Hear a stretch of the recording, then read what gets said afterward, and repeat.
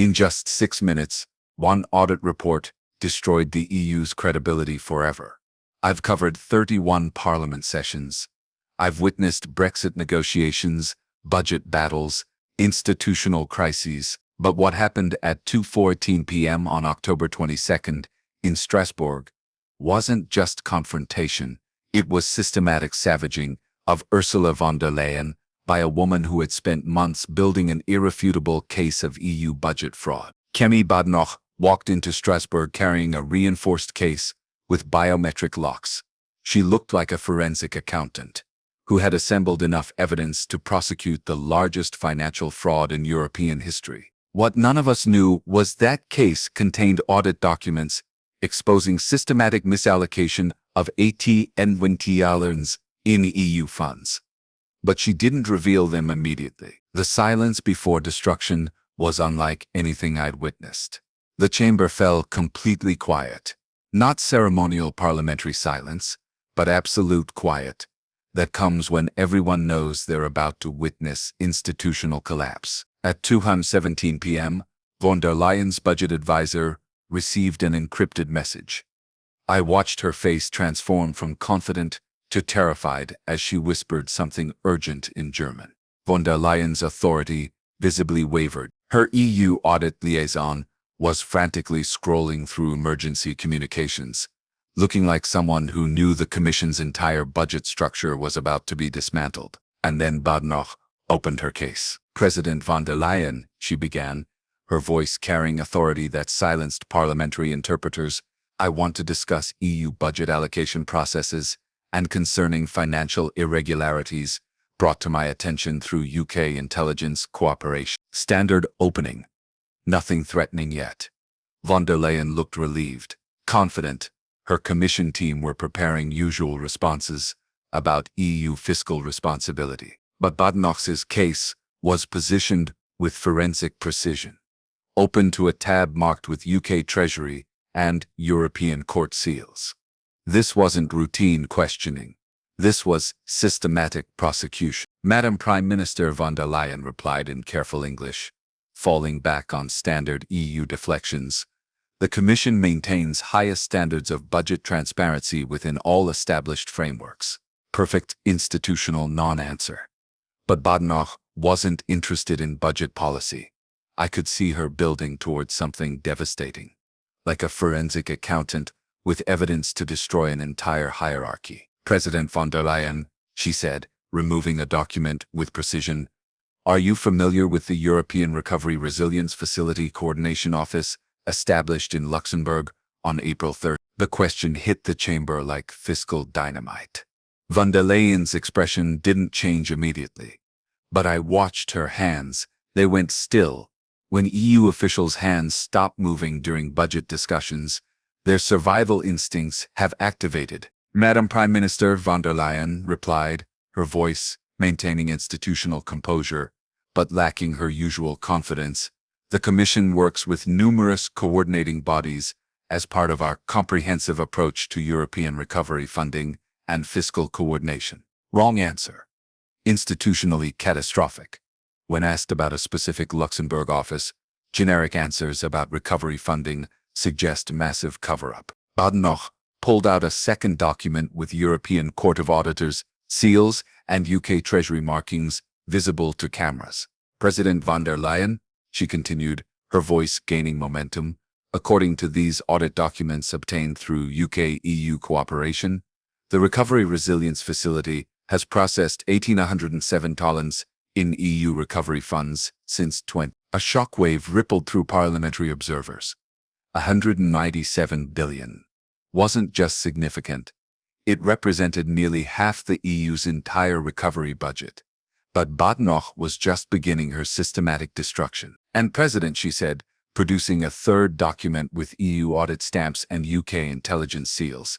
These audit files show that only $34 billion of those funds ever reached their intended recipients in member states. The chamber went silent. Not parliamentary courtesy.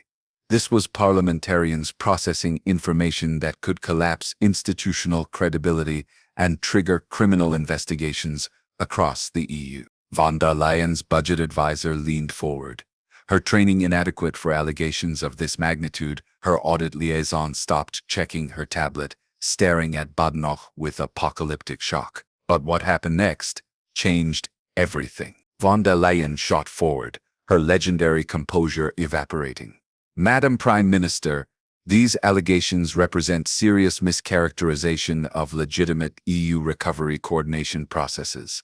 President von der Leyen, Badenoch, interrupted, her voice cutting through the protest like a blade. Are you denying that you personally signed authorization documents for $153 billion in recovery funds that have disappeared from official EU audit trails? Silence. Absolute, crushing silence. For exactly 16 seconds, I counted, von der Leyen said nothing. 16 seconds might not sound significant, but in high-stakes EU proceedings, 16 seconds equals confession. When she finally spoke, her voice had changed completely. The confident Commission president was gone, replaced by something I'd never heard, panic with a German accent. I signed numerous authorization documents as part of the Commission's recovery coordination responsibilities. I cannot recall every specific funding arrangement or coordination mechanism referenced. Devastating response.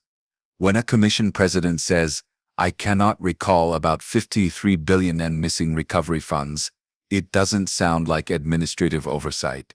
It sounds like systematic fraud. Badenoch opened her case one final time and removed what would become the smoking gun that ended von der Leyen's institutional leadership forever. President, she said, her voice now carrying absolute authority over the entire European structure. Perhaps this will help refresh your memory. She placed a high-resolution photograph on the podium, positioning it so every camera could capture the devastating evidence. The image showed von der Leyen with Klaus Schwab at an exclusive Davos meeting, with EU recovery documents visible between them. This photograph was taken by UK diplomatic intelligence at the World Economic Forum on January 23, 2023, the same week that $47 billion in EU recovery funds were transferred to coordination accounts that our auditors cannot trace. The timing was devastating. Same week, same location, same players. This wasn't EU recovery coordination. This was documented conspiracy to misallocate European taxpayer funds through untraceable networks. I watched von der Leyen's face drain of color. Her hands were now visibly shaking. Not nervousness, actual trembling visible to every camera. In the Commission monitoring room, her team was typing frantically on secure communications, sending emergency damage control instructions to every EU institution and member state across Europe. But Badenoch wasn't finished savaging her. President, she continued, producing another document with European Anti-Fraud Office seals. I also have here internal Commission communications showing you personally overruled EU audit recommendations that flagged the Recovery Resilience Facility as a potential fraud operation. At 2:24 p.m., exactly 6 minutes after she'd begun speaking, Ursula von der Leyen experienced complete institutional breakdown. Her voice was barely audible through parliamentary translation. Madam Prime Minister, these documents lack institutional context. European recovery requires complex coordination arrangements. She stopped mid-sentence. 23 seconds of silence. I've never seen a Commission president unable to complete a sentence during parliamentary proceedings. The silence was broken by Badenoch's calm, measured response. President, I'm not questioning European recovery needs. I'm questioning $53 billion in EU taxpayer funds that disappeared from official audit trails, while you claimed institutional transparency. The accusation hung in the chamber like poison. This wasn't just about budget policy anymore. This was about systematic betrayal of European taxpayers by their highest representative, who had secretly misallocated their recovery funds while claiming fiscal responsibility. Von der Leyen's advisor was whispering urgently in German, but even he seemed to recognize that standard damage control was inadequate for treason allegations of this magnitude. Furthermore, Badenoch continued, opening her final folder, UK Treasury analysis has confirmed that these missing EU recovery funds were systematically diverted to coordination accounts controlled by World Economic Forum entities throughout 2022. The expansion from mismanagement to systematic diversion demonstrated that this wasn't isolated fraud. This was systematic betrayal of European recovery, designed to benefit globalist institutions rather than European citizens. At 2:25 p.m., von der Leyen made the decision that effectively ended her institutional leadership of the European Commission. We will need to review these allegations with our institutional audit teams and provide appropriate responses through established Commission procedures. Wrong answer. Fatally wrong. When you're accused of systematically misallocating $53 billion in EU recovery funds, you don't promise to review allegations, you categorically deny or admit guilt. Promising procedural review sounds like you're buying time to destroy evidence. The parliamentary chamber erupted in chaos. EU member state representatives were frantically taking notes. German Chancellor Scholz's EU liaison was reportedly calling Berlin. French President Macron's European advisor was already discussing emergency commission replacement procedures. In the Brussels press room, EU correspondents were typing frantically. The European Political Review's correspondent was speaking urgently into her microphone. This could end von der Leyen's leadership. We're watching the collapse of EU budget credibility in real time. As the session concluded, I overheard urgent conversations in multiple European languages, confirming everyone's thoughts. Es ist vorbei. C'est terminé. È finita. It's finished. The $1553 billion EU budget fraud that Badenoch had just exposed wasn't just about recovery coordination or arrangements.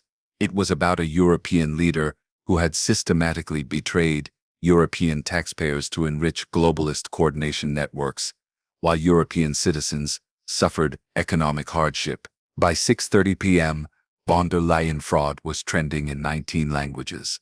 By 7:15 p.m., the European Court of Auditors announced emergency investigations. By 8:00 p.m., 7 EU states demanded emergency Commission leadership reviews. Every major European publication ran wall-to-wall Recovery Gate coverage, connecting the Commission president to systematic misallocation of European recovery funds, and it all started with one diplomatic case, carried by a woman who had spent months building an unbreakable case against Europe's most trusted budget administrator. What I witnessed that afternoon wasn't just European procedure. It was the precise moment when audit evidence obliterated alliance, when documented fraud defeated procedural denial, and when one leader's forensic investigation systematically destroyed another leader's entire legacy. The European Parliament session continued for 2 more hours, but everyone knew the outcome had already been determined. Von der Leyen's influence over EU budget policy was finished. Her credibility on transparency was destroyed. The European Commission had shifted permanently away from German control. Sometimes institutional justice takes years through European courts.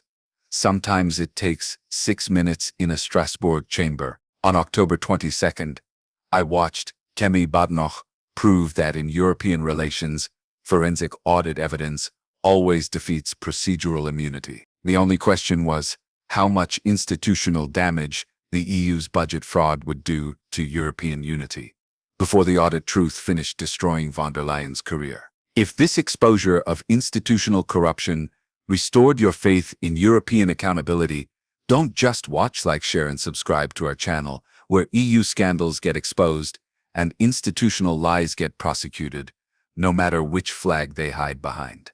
Hit the bell.